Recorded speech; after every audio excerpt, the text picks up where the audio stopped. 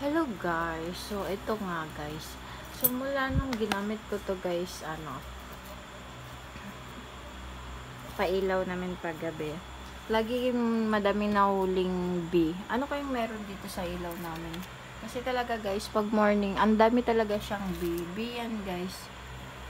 So namamatay niya yung mga bee guys. So ayan, so basta guys, nung ginamit ko talaga yan, ayan. So, madami talaga siyang namamatay na bee. So, ano kayong meron dyan sa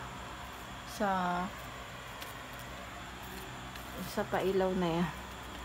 As in talaga guys, saka di ko rin alam kung saan nanggagaling yung mga bee. Basta na lang pag bukas yung ilaw na yan. So, maraming namamatay na bee. Bee is bubuyog. So, ayan. So, pag pumasok sila guys, pag pumasok ang bee, diretso na talaga siya dyan sa ilaw. At yun, malilitsyon na sila dyan sa init. Hala, ayun o. So, ayan lang. Hanggang dyan lang ang share ko sa inyo guys. So, paki-comment na kaya guys sa baba kung ano masasabi nyo. Bakit kaya laging mayroong bubuyog sa aming ilaw. So, maganda rin naman siya guys kasi pampatay din siya ng ano.